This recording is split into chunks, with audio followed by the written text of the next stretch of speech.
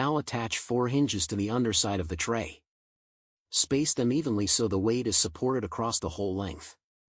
Make sure the hinges sit flush so the tray can open and close smoothly.